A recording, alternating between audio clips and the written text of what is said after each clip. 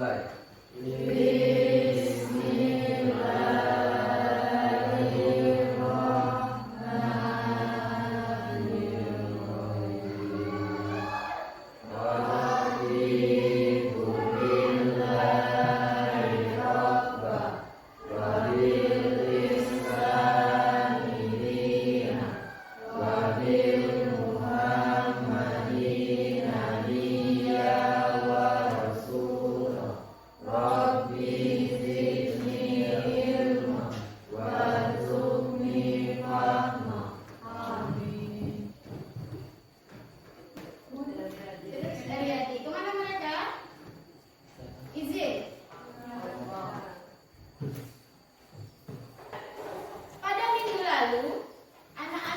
Belajar tentang mengurus jenazah.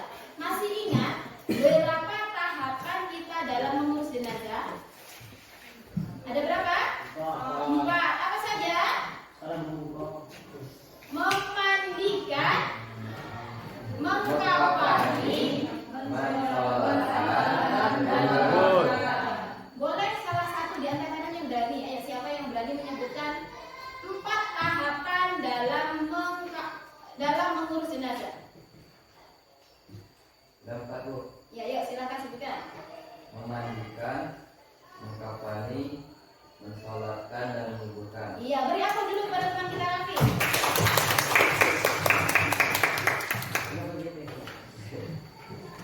Jadi, di dalam kehidupan bermasyarakat, kita tidak hanya diperintahkan untuk mengurus jenazah saja, tetapi kita juga diperintahkan untuk membayar zakat.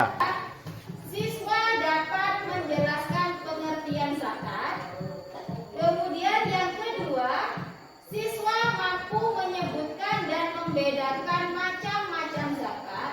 Ketiga, peserta didik atau siswa mampu menyebutkan syarat-syarat harta zakat menurut bahasa. Siapa yang bisa jawab?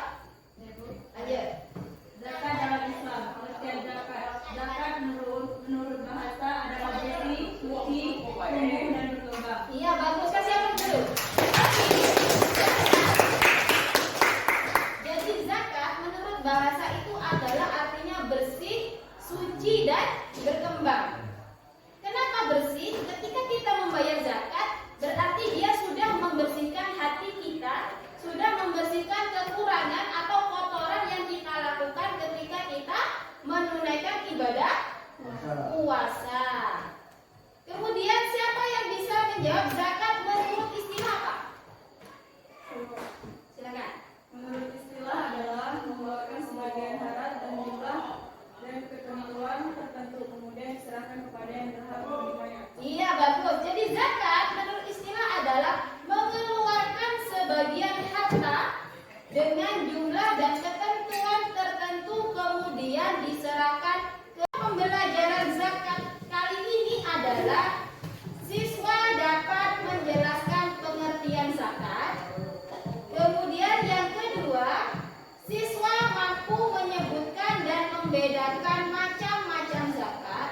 Ketiga, peserta didik atau siswa mampu menyebutkan syarat-syarat harta yang wajib dikeluarkan zakatnya. Nah, kalau tadi kita sudah pada paham semua apa itu zakat menurut bahasa, zakat menurut istilah. Nah, sekarang macam-macam zakat. Ada berapa macam-macam zakat? Ada 2. Siapa yang bisa menyebutkan? Ya, Bu. Silakan. Macam-macam zakat, zakat nafs, zakat fitrah, dan zakat mal. Iya, zakat nafs itu sama dengan zakat fitrah. Kemudian zakat mal. Hukum membayar zakat itu apa? Wajib. Ya, Ibnu Abbas mengatakan Rasulullah SAW bersabda mewajibkan zakat fitrah sebagai pembersih bagi orang-orang yang berpuasa dari segala perbuatan sia-sia dan ucapan kotor, serta sebagai makanan bagi orang miskin yang diriwayatkan oleh Abu Daud. Kemudian di dalam hadis lain Ibnu Abbas mengatakan bahwa siapa yang menunaikan zakat sebelum melaksanakan sholat Id,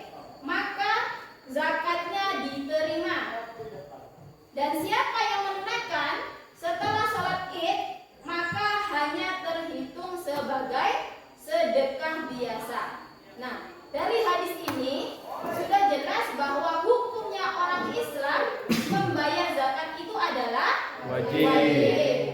Dan harus tepat Waktu. tepat waktu. Kapan dimulainya? Mulai dari terakhir atau terbenamnya matahari setelah puasa terakhir atau puasa Ramadan terakhir sampai sebelum sholat Idul Fitri. Maka itu zakatnya diterima. Tetapi ketika kita membayarnya setelah menunaikan sholat Id, hukumnya apa? Iya, sedekah biasa. Nah, syarat-syarat wajib membayar zakat fitrah itu apa? Yuk, silakan. Syarat wajib zakat fitrah yang pertama Islam, yang kedua memiliki kelebihan makanan lebih dari 1 sok untuk kebutuhan dirinya dan keluarganya selama sehari semalam pada hari raya. Yang ketiga telah masuk waktu pembayaran. Iya, bagus. Saya diam dulu. Nah, jadi syarat wajib membayar zakat fitrah itu adalah Islam atau Muslim, merdeka maupun hamba sahaya. Tahu maksudnya merdeka ataupun hamba sahaya? Tahu ya? Jadi tidak dijajah lagi, tidak menjadi budak orang lain lagi. Kemudian baik laki-laki maupun perempuan, baik anak-anak maupun dewasa. Bagaimana kalau bayi yang baru lahir? Tetap membayar zakat fitrah.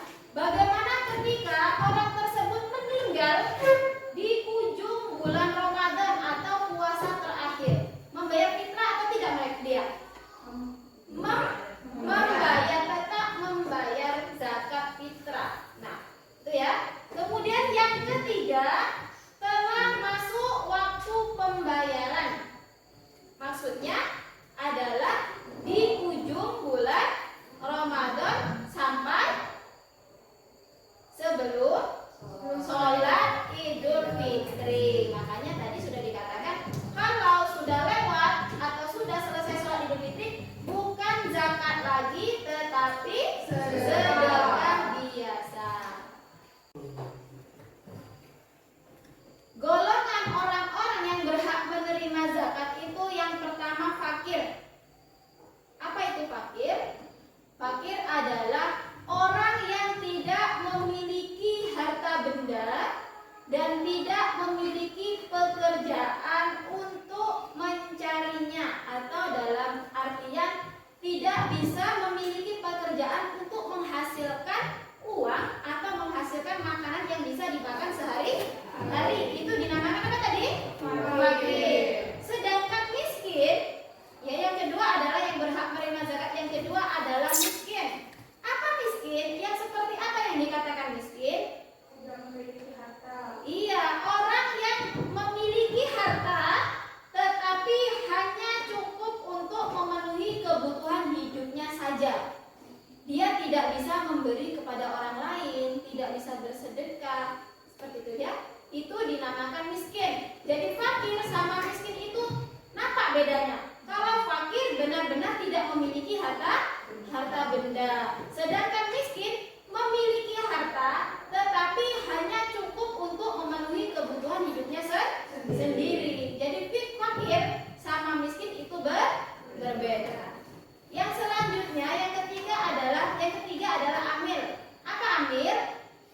Orang yang mengumpulkan pembagian zakat. Iya, amil adalah orang yang menjadi pengelola atau pengumpulan dan pembagian zakat, itu dinamakan amil.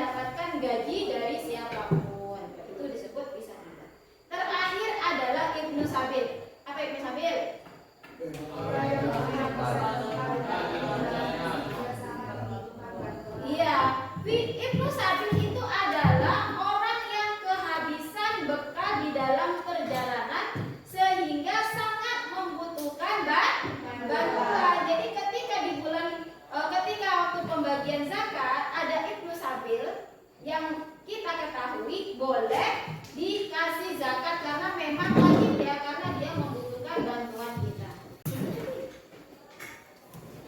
Kalau tadi ada golongan orang-orang yang berhak menerima zakat, ada nggak orang-orang yang tidak boleh menerima zakat? Ada. Siapa dia? Orang kaya. Yang kedua,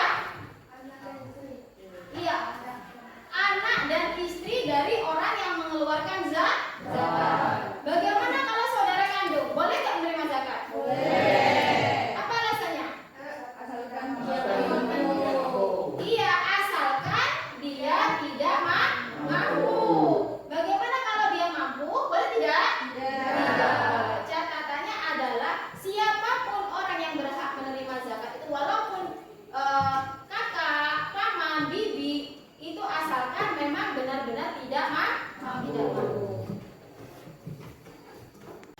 Ini Ibu bagikan soal. Silakan kalian menjawab masing-masing. Ya, dijawab masing-masing, tidak boleh saling bercontohan. Waktunya Ibu kasih 15 menit ya. Soalnya tidak banyak, hanya 10 soal.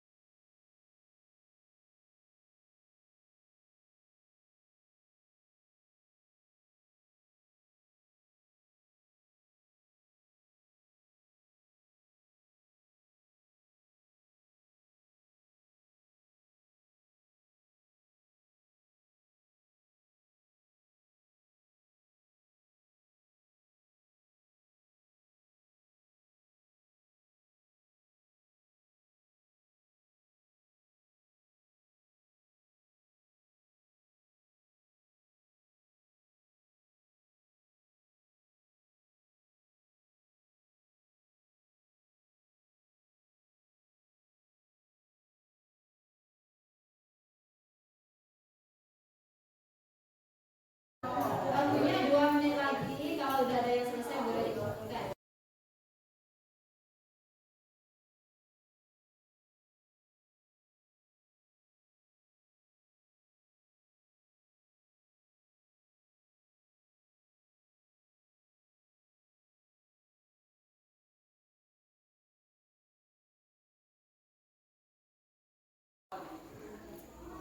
Baiklah, sebelum pembelajaran ini selesai, Ibu minta salah satu siswa untuk menyimpulkan materi kita pada pembelajaran kali ini.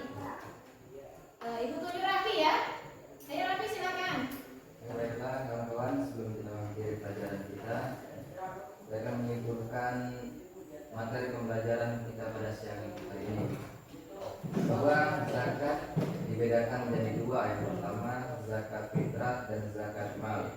Adapun syarat-syarat yang wajib dikeluarkan hartanya,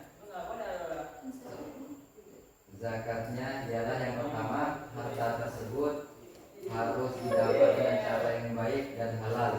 Yang kedua, harta tersebut berkembang dan berpotensi untuk dikembangkan, misalnya melalui kegiatan usaha, perdagangan, dan lain-lain. Yang ketiga, hak milik penuh. Yang keempat, mencapai nisab, mencapai jumlah minimal yang menyebabkan harta terkena kewajiban zakat. Yang kelima,